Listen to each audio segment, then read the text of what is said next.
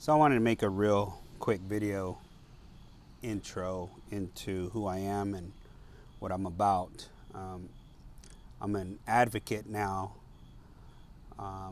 for children, and I expose the corrupt judicial system. And the way I became what I am today is because I had a court order to pick up my child on the 1st, 3rd, and 5th at 6 p.m. And I showed up and I called the police, and ever since then, nobody has tried to help me enforce this court order.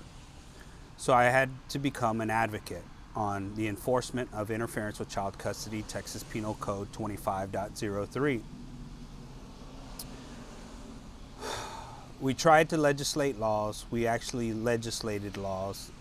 We created groups. We assembled with a whole bunch of like-minded parents that were having the same issue, and essentially it got resolved, right? Or a new law has been legislated, and it just started this last September. But in my own journey, you can't enforce your court order on the streets. Law enforcement won't enforce the law, interference with child custody. And then you go to family court and you're drug out in civil litigation over picking up your child. I had an attorney. I paid her. We had a great working relationship until there was backdoor dealings done with the judge and opposing counsel. At that point, I knew that there was no more no more reasoning to retain an attorney, because backdoor deals were always going to win. So when I became pro se, I started trying to represent myself, and of course, you know, as a pro se litigant,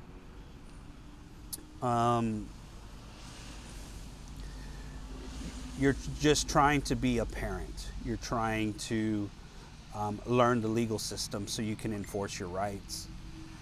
And, you know, these lawyers use these sick tricks and manipulation tactics against pro se litigants, you know, as a form of just steamrolling them. And you have active parents trying to be active in their child's lives, and you have people just trying to remove that parent at a price. And that's, to me, that's legal weaponization of your legal skills. It's like, now, if I have money, I can go file for a divorce with the children and leave you with no money. I'm going to steamroll past you. If you don't know how to enforce your court order, even if you don't even want it to modify it, you just want people to honor it. You shouldn't need to pay $3,500 or a $5,000 retaining fee every time your ex doesn't want to turn over your child. Some of you guys just want your day with your child, and then the false allegations. Well, Johnny doesn't want to go. Johnny doesn't like his dad. Johnny is having problems with his dad. He doesn't want to go. Now you're putting it on a child. So then you got to go hire an attorneys, right? And they can say, well, the child didn't want to go, and she's making these allegations now. And it just strings you along in court. If they're making backdoor deals, you have lawyers lying, then what part of that is justice? So it all starts with going to pick up my child with a simple court order, and now I'm being targeted. I'm being targeted because that's an issue. That's a big issue, and the judicial system knows it's an issue, and they profit off of it. And it's not right. It's not right that you're going to make somebody have to go hire an attorney just because the other parent doesn't want to turn over the child. You're driving people into poverty. You're keeping kids away from the other parent. And that's legal abuse. And I've had to endure that. I've exposed it.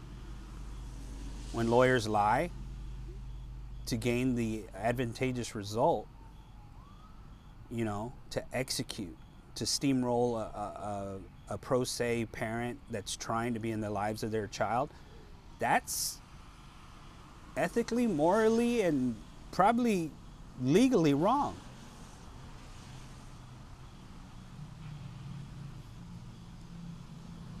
So me exposing their tricks, what they do, I mean, we have a judge that is telling people threatening under arrest to leave her courtroom, and it's a private courtroom. If you have a judge in the third largest county in America wearing a black robe telling you that you cannot go into her courtroom and that she will arrest you or hold you in contempt, what are they doing to us in these courtrooms? They say, well, your constitutional rights don't matter in here. Absolutely they do. You make me plead the fifth. You give me an attorney when you want to put me in jail. You can't just pick and choose what parts of the Constitution and the Bill of Rights that you want to uphold. That's what we're seeing in Harris County.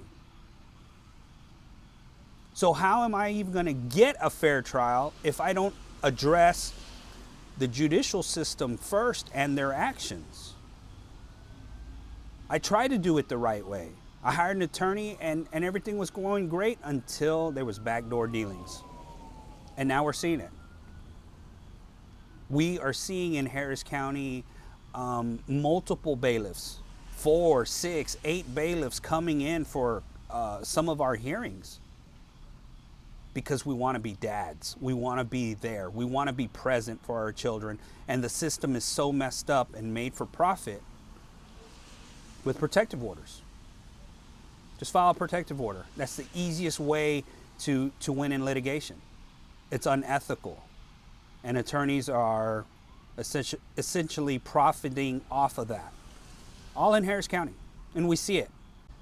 That's why I'm under the gun. If they're doing it to me, they're doing it to others, and we know they're doing it to others. Others are coming out more and more about it.